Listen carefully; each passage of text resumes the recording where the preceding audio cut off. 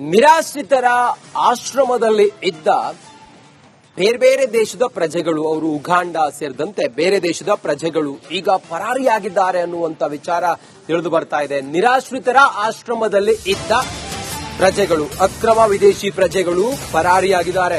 Uganda, ನೈಜೀರಿಯಾದ 4 ಜನ ಮಹಿಳೆಯರು escape ಆಗಿದ್ದಾರೆ. ಕೊತ್ತನೂರಿನ ನಿರಾಶ್ರಿತರ ಕೇಂದ್ರದ ಗ್ರಿಲ್ ಮುರಿದು ಇವರು ಪರಾರಿಯಾಗಿದ್ದಾರೆ. ವೀಸಾ ಅವಧಿ ಮುಗಿದರೂ ಕೂಡ ವಿದೇಶಿ ಪ್ರಜೆಗಳು ಅಲ್ಲೇ ವಾಸವಿದ್ರು. ಗಾಂಜಾ, ಡ್ರಗ್ಸ್ ಸೇರಿದಂತೆ ಅಕ್ರಮ ಚಟುವಟಿಕೆಗಳಲ್ಲಿ ಭಾಗಿಯಾಗಿದ್ರು ಅನ್ನುವ ಆರೋಪ ಇತ್ತು.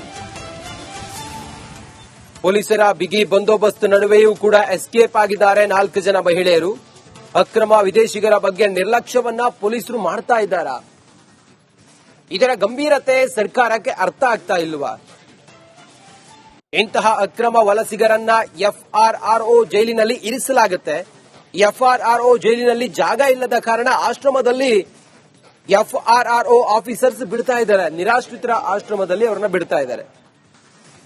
ಶ್ರಮದಲ್ಲಿರುವ ಅಕ್ರಮ ವಿದೇಶಿಗರ ಬಳಿ ಗಾಂಜಾ, ಡ್ರಗ್ಸ್ ಪತ್ತೆಯಾಗಿದೆ. ಆಶ್ರಮದಲ್ಲಿರುವಂತಹ ಅಕ್ರಮ ವಿದೇಶಿಗರ ಬಳಿ ಎಸ್ಕೇಪ್ ಆಗಿ ಮತ್ತೆ ಅಕ್ರಮ ಚಟುವಟಿಕೆಯಲ್ಲಿ ಭಾಗಿಯಾಗೋ ಸಾಧ್ಯತೆ ಇದೆ. ಈಗಾಗಲೇ ಡ್ರಗ್ಸ್, ಗಾಂಜಾ ಸೇರಿದಂತೆ ಅಕ್ರಮ ಚಟುವಟಿಕೆಯಲ್ಲಿ ಭಾಗಿಯಾಗಿದ್ದಾರೆ ವಲಸಿಗರು. ಉಗಾಂಡಾದ ತೋಪಿಸ್ಟಾ, ನಗವಾ, ನಫೀನಾ, ಫಿಥೀನಾ ಎಂಬ ಮಹಿಳೆಯರು ಎಸ್ಕೇಪ್ ಆಗಿದ್ದಾರೆ. ವೀಸಾ ಅವಧಿ ಮುಕ್ತಾಯವಾದ ಹಿನ್ನೆಲೆ ವಿದೇಶಿ ಪ್ರಜೆಗಳನ್ನ ವಶಕ್ಕೆ ಪಡೆದಿದ್ದ ಪೊಲೀಸರು ವೀಸಾ ಮುಗಿದರೂ ಕೂಡ ತಮ್ಮ ದೇಶಕ್ಕೆ ಮರಳದೆ ಅಕ್ರಮ ಚಟುವಟಿಕೆಯಲ್ಲಿ ಇವರು ಭಾಗಿಯಾಗಿದ್ರು. ಸಾಕಷ್ಟು ವಿದೇಶಿ ಪ್ರಜೆಗಳನ್ನ ಹೋಮ್ ಆಫ್ ಹೋಪ್ ಆಶ್ರಮದಲ್ಲಿ ಎಫ್ಆರ್ಆರ್ಒ ಇಟ್ಟಿತ್ತು. ಈಗ ಇವರು ಆ ಆಶ್ರಮದ ಗೇಟ್ ಅನ್ನ ಮುರಿದುಕೊಂಡು ಪರಾರಿಯಾಗಿದ್ದಾರೆ. ಬಹುಶಃ ಅವರು ಅಕ್ರಮ ಚಟುವಟಿಕೆಯಲ್ಲಿ ಭಾಗಿಯಾಗಿರೋರೇ. ಹೀಗಾಗಿ ಅವರಿಗೆ ಭಯ ಶುರುವಾಗಿದೆ. ಸರ್, ಇದು ಫಸ್ಟ್ ಟೈಮ್ ಇಲ್ಲ. ಸುಮಾರು ಜನ ಇಲ್ಲಿಂದ ಎಸ್ಕೇಪ್ ಆಗಿ ಹೋಗಿದ್ದಾರೆ. ಸುಮಾರು ಜನ ಒಂದ್ಸತಿ ಆ ಕಡೆ ಜನಿಸಿದ್ರು, 4ನೇ ಮಾಡಿಯಿಂದ ಎಸ್ಕೇಪ್ ಆಗಿದ್ದಾರೆ. 4ನೇ ಮಾಡಿ ಕಂಬಿ ಕಟ್ ಮಾಡಿ ಎಸ್ಕೇಪ್ ಆಗಿದ್ದಾರೆ. ಆಮೇಲೆ ತಿರ್ಗಾ ಬಾಂಗ್ಲಾದೇಶನವರು ಒಂದು 4 ಜನ ಎಸ್ಕೇಪ್ ಆದ್ರು. ಅದು ಇನ್ನೊಂದು ಇಲ್ಲಿ ಈ ಬಿಲ್ಡಿಂಗ್ ಅಲ್ಲಿ ಇಟ್ಕೊಂಡಿದ್ದೆ. ಈ ಪ್ರಾಜೆಕ್ಟ್ ನಾವು ಸುಮಾರು ಒಂದು 2-3 ವರ್ಷದಿಂದ ಮಾಡ್ತೀವಿ ಸರ್. ಆವಾಗಲೇ ನಮ್ಮೆಲ್ಲ ಅವ್ರು ಸಪೋರ್ಟ್ ಮಾಡಿ, ಆಮೇಲೆ ಇಲ್ಲಿ ಒಂದು ಲೇಡೀಸ್ ಒಂದು 4 ಜನ ಎಸ್ಕೇಪ್ ಆಗ್ಬಿಟ್ರು. ಈಗ ಮೊನ್ನೆ ರೀಸೆಂಟ್ ಆಗಿ 2-3 ದಿನಕ್ಕೆ ಮುಂಚೆ ನನಗೆ ಡೌಟ್ ಆಗಿದೆ, ಅವರು ಎಸ್ಕೇಪ್ ಆಗಿ 4 ದಿನಕ್ಕೆ ಮೇಲೆ ಆಗಿರ್ಬೋದು ಸರ್. ಅದು ಜನರಲ್ ಎತ್ಬಿಟ್ಟು ಕಿತ್ಬಿಟ್ಟು ಹೊರಗಡೆ ನುಗ್ಗಿ ಪಕ್ಕದಲ್ಲಿ ವರ್ಕ್ಶಾಪ್ ಇದೆ, ಅದು ಮೇಲೆ ನಡ್ಕೊಂಡು ಆಮೇಲೆ ಅಲ್ಲಿಂದ ಬಿಲ್ಡಿಂಗ್ ಮೇಲೆ ಹೇಳ್ಬಿಟ್ಟು ಎಸ್ಕೇಪ್ ಆಗಿದ್ದಾರೆ. ಅವರೆಲ್ಲ ಇಲ್ಲಿಗಲ್ ಪೀಪಲ್ಸ್. ಇಲ್ಲಿಗಲ್ ಅಂದ್ರೆ ಅವ್ರ ಮೇಲೆ ಕೇಸ್ ಎಲ್ಲ ಇದೆ. ಅವರೆಲ್ಲ ಖಂಡಿತ ನಮ್ಮ ಸರ್ಕಾರ ಅವ್ರಿಗೆ ಒಳ್ಳೇದು ಮಾಡ್ತಿದೆ. ಈ ಜನ ಖಂಡಿತ ಅವರು ಎಷ್ಟು ಒಳ್ಳೇದು ಮಾಡಿದ್ರೆ ಆ ಉತ್ತರ ಅವರಲ್ಲ. ಅವರು ಅಲ್ಲಿಂದ ಎಸ್ಕೇಪ್ ಆಗಿ ಅವರು ಸರ್ಕಾರ ಅವ್ರಿಗೆ ಕೇಸ್ ಇದ್ರೆ ಕೂಡ ಅವರು ವಜಾ ಮಾಡಿ ಅವ್ರಿಗೆ ಕಳಿಸಬೇಕು ಅಂತ ಒಂದು ಪ್ಲಾನ್ ಇದೆ ಸರ್ಕಾರಕ್ಕೆ. ಇವ್ರಿಗೆ ಎಲ್ಲ ಮಾಡಿ ಕೂಡ ಅವ್ರಿಗೆ ಎಲ್ಲ ಮಾಡಿದ್ರೆ ಜನ ತೃಪ್ತಿಲ್ಲ. ಹೆಚ್ಚಿನ ಮಾಹಿತಿಯೊಂದಿಗೆ ನಮ್ಮ ಪ್ರತಿನಿಧಿ ಅಭಿಷೇಕ್ ನೇರ ಸಂಪರ್ಕದಲ್ಲಿದ್ದಾರೆ. ಅಭಿಷೇಕ್, ಇವರು ಯಾವ ದೇಶ ಮೂಲದ ಪ್ರಜೆಗಳಿವರು? ಇವರ ಮೇಲೆ ಏನೇನು ಆರೋಪಗಳಿತ್ತು? ಎಷ್ಟು ದಿನದಿಂದ ಇವರು ನಿರಾಶ್ರಿತರ ಆಶ್ರಮದಲ್ಲಿ ಇವರು ವಾಸ್ತವ್ಯ ಇದ್ರು? ಇವ್ರ ಮೇಲೆ ಯಾರು ಮಾನಿಟರ್ ಮಾಡ್ತಾ ಇದ್ರು? ಏನಿದೆ ವಿವರ ಅಭಿಷೇಕ್?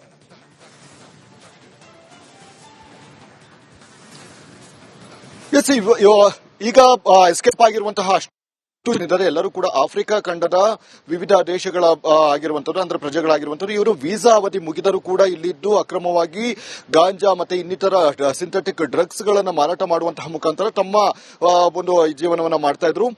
ಇಂತಹ ವ್ಯಕ್ತಿಗಳ ಮೇಲೆ ಪೊಲೀಸರು ಈಗಾಗಲೇ ಅಂದ್ರೆ ಸಾಕಷ್ಟು ಒಂದು ವಿದೇಶಿಯರು ಅಕ್ರಮವಾಗಿ ನೆಲೆಸಿರುವಂತಹ ಒಂದು ವಿದೇಶಿಯರ ಬಗ್ಗೆ ಈಗಾಗಲೇ ಇದನ್ನ ಮಾಡ್ತಾ ಇದ್ರು. ಈಗ ಈ ಹಿನ್ನೆಲೆಯಲ್ಲಿ ಸಿಕ್ಕಂತಹ ಮಹಿಳೆಯರು ಇವರ ಬಳಿ ಡ್ರಗ್ಸ್ ಇತ್ತು ಅನ್ನುವಂತಹ ಒಂದು ಕಾರಣದಿಂದಾಗಿ ಇವರನ್ನ ಬಂಧನ ಮಾಡಿ ಒಂದು ಆಶ್ರಮದಲ್ಲಿ ಇರಿಸಲಾಗುತ್ತೆ. ಅಂದ್ರೆ ನಗರದಲ್ಲಿ ಎಫ್ಆರ್ಆರ್ಒ ಏನಿದೆ ಅದು ಹೆಚ್ಚಿನ ಕಾರಣದಿಂದಾಗಿ ಎನ್ಜಿಒಗಳೇನಿದೆ ಆ ಎನ್ಜಿಒ ಎನ್ಜಿಒ 2 ಎನ್ಜಿಒಗಳಲ್ಲಿ ವಿದೇಶಿ ಪ್ರಜೆಗಳನ್ನ ಇರಿಸಲಾಗುತ್ತೆ. ಆಸರೆ ಫೌಂಡೇಶನ್ ಅವರನ್ನ ಇರಿಸಲಾಗುತ್ತೆ. ಒಂದು ಪರ್ಮಿಷನ್ ಅನ್ನುವಂತಹ ರೀತಿಯಲ್ಲಿ ಪರ್ಮಿಷನ್ ಇದೆ ಅನ್ನುವಂತಹ ರೀತಿಯಲ್ಲಿ, ಆದ್ರೆ ಇದಕ್ಕೆ ಯಾವುದೇ ರೀತಿಯಾದಂತಹ ಸರ್ಕಾರಕ್ಕೆ ಫಂಡ್ ಕೂಡ ಬರೋದಿಲ್ಲ. ಅಂತಹ ಒಂದು ಆಶ್ರಮದಲ್ಲಿ ಇವರನ್ನು ಇರಿಸಲಾಗುತ್ತೆ. ಅದೇ ರೀತಿಯಾಗಿ ಅಲ್ಲಿದ್ದಂತಹ ಸ್ಥಳೀಯ ಪೊಲೀಸರನ್ನು ಕೂಡ ಅಲ್ಲಿ ನಿಯೋಜನೆ ಮಾಡಲಾಗುತ್ತೆ. ಆದ್ರೆ ಇಂತಹ ಒಂದು ಬಿಗಿ ಪೊಲೀಸ್ ಬಂದೋಬಸ್ತ್ ನಡುವೆ ಕೂಡ ಕಿಟಕಿಯನ್ನು ಮುರಿದು ಅವರು ಎಸ್ಕೇಪ್ ಆಗಿರುವಂತಹ ಘಟನೆಗಳು ಕೂಡ ನಡೀತಾ ಇರುವಂತದ್ದು. ಅಂದ್ರೆ ಇವರು ಎಸ್ಕೇಪ್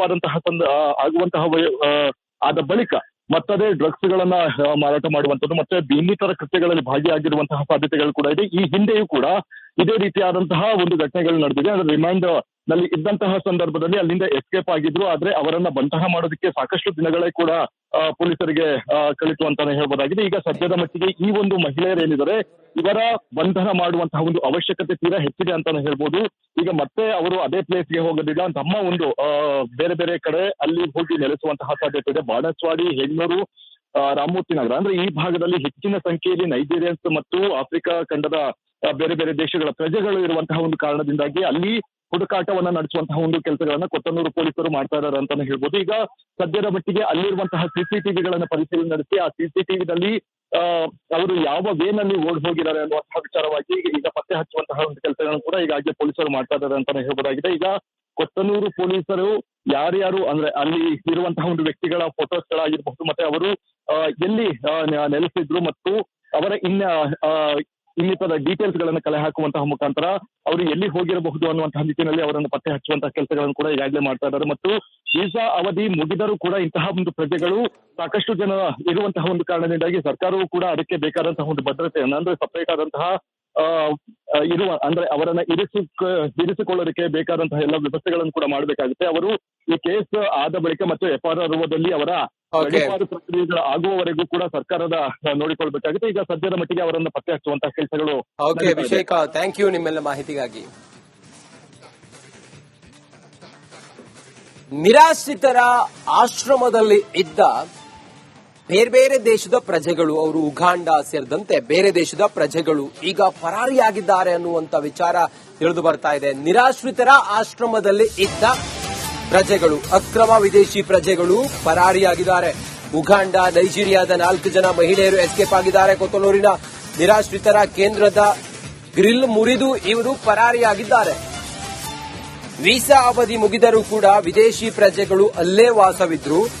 ಗಾಂಜಾ, ಡ್ರಗ್ಸ್ ಸೇರಿದಂತೆ ಅಕ್ರಮ ಚಟುವಟಿಕೆಗಳಲ್ಲಿ ಭಾಗಿಯಾಗಿದ್ರು ಅನ್ನುವ ಆರೋಪ ಇತ್ತು. ಪೊಲೀಸರ ಬಿಗಿ ಬಂದೋಬಸ್ತ್ ನಡುವೆಯೂ ಕೂಡ ಎಸ್ಕೇಪ್ ಆಗಿದ್ದಾರೆ 4 ಜನ ಮಹಿಳೆಯರು. ಅಕ್ರಮ ವಿದೇಶಿಗರ ಬಗ್ಗೆ ನಿರ್ಲಕ್ಷ್ಯವನ್ನ ಪೊಲೀಸರು ಮಾಡ್ತಾ ಇದ್ದಾರಾ? ಇದರ ಗಂಭೀರತೆ ಸರ್ಕಾರಕ್ಕೆ ಅರ್ಥ ಆಗ್ತಾ ಇಲ್ವಾ? ಇಂತಹ ಅಕ್ರಮ ವಲಸಿಗರನ್ನ FRRO ಜೈಲಿನಲ್ಲಿ ಇರಿಸಲಾಗುತ್ತೆ. FRRO ಜೈಲಿನಲ್ಲಿ ಜಾಗ ಇಲ್ಲದ ಕಾರಣ ಆಶ್ರಮದಲ್ಲಿ FRRO ಆಫೀಸರ್ಸ್ ಬಿಡ್ತಾ ಇದ್ದಾರೆ. ನಿರಾಶ್ರಿತರ ಆಶ್ರಮದಲ್ಲಿ ಅವರನ್ನ ಬಿಡ್ತಾ ಇದ್ದಾರೆ. ಶ್ರಮದಲ್ಲಿರುವ ಅಕ್ರಮ ವಿದೇಶಿಗರ ಬಳಿ ಗಾಂಜಾ, ಡ್ರಗ್ಸ್ ಪತ್ತೆಯಾಗಿದೆ. ಆಶ್ರಮದಲ್ಲಿರುವಂತಹ ಅಕ್ರಮ ವಿದೇಶಿಗರ ಬಳಿ ಎಸ್ಕೇಪ್ ಆಗಿ ಮತ್ತೆ ಅಕ್ರಮ ಚಟುವಟಿಕೆಯಲ್ಲಿ ಭಾಗಿಯಾಗೋ ಸಾಧ್ಯತೆ ಇದೆ. ಈಗಾಗಲೇ ಡ್ರಗ್ಸ್, ಗಾಂಜಾ ಸೇರಿದಂತೆ ಅಕ್ರಮ ಚಟುವಟಿಕೆಯಲ್ಲಿ ಭಾಗಿಯಾಗಿದ್ದಾರೆ ವಲಸಿಗರು. ಉಗಾಂಡಾದ ತೋಪಿಸ್ಟಾ, ನಗವಾ, ನಫೀನಾ, ಫಿಥೀನಾ ಎಂಬ ಮಹಿಳೆಯರು ಎಸ್ಕೇಪ್ ಆಗಿದ್ದಾರೆ. ವೀಸಾ ಅವಧಿ